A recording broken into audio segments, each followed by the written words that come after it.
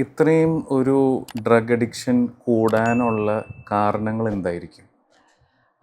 ഈ ഒരു ഡ്രഗ് അഡിക്ഷൻ്റെ മെയിനായിട്ടുള്ള ഒരു കാര്യം അവൈലബിലിറ്റി പണ്ടത്തെക്കാളധികം അവൈലബിൾ ആണ്. നമ്മൾ സൊമാറ്റോയിലോ അല്ലെങ്കിൽ സ്വിഗ്ഗിയിലോ ഫുഡ് ഓർഡർ ചെയ്യുന്നതിനേക്കാൾ ഫാസ്റ്റായിട്ട് ഡ്രഗ്സ് നമ്മൾ പറയുന്ന സ്ഥലത്ത് കൊണ്ടെത്തിക്കാനുള്ള ആളുകൾ നെറ്റ്വർക്കിംഗ് സിസ്റ്റം കാര്യമായിട്ടുണ്ട്.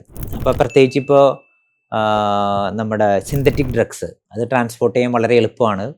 ആർക്കും ഏത് കുഞ്ഞിന് പോലും ട്രാൻസ്പോർട്ട് ചെയ്യാം, വളരെ ഈസി ആയിട്ട് ട്രാൻസ്പോർട്ട് ചെയ്യാം. അപ്പോൾ അവൈലബിലിറ്റിയാണ് പ്രധാനപ്പെട്ട ഒരു കാര്യം. പിന്നെ രണ്ടാമത്തെ നമ്മുടെ ഒരു കൾച്ചർ മൊത്തമായിട്ട് മാറി. നമ്മളൊരു പാർട്ടിങ് കൾച്ചറായി വരാണ്. അപ്പോൾ പാർട്ടിങ് കൾച്ചറിലേക്ക് അതിൻ്റെ ഒരു എൻജോയ്മെൻറ്റിൻ്റെ ഭാഗമായിട്ട് ഇങ്ങനെ ഒരു കാര്യം വേണം എന്നുള്ളൊരു ചിന്ത വരുന്നു.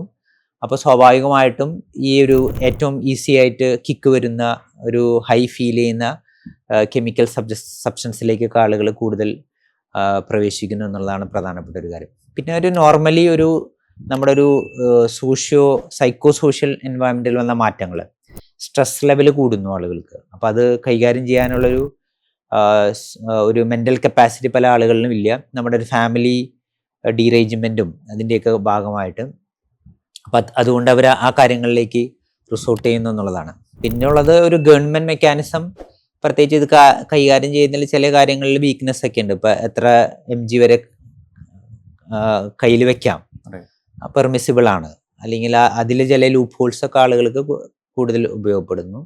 അപ്പം അതുപോലെ തന്നെ ഇതൊരു ബിസിനസ്സായി ചെയ്യുന്ന യങ്സ്റ്റേഴ്സ് ഉണ്ട്.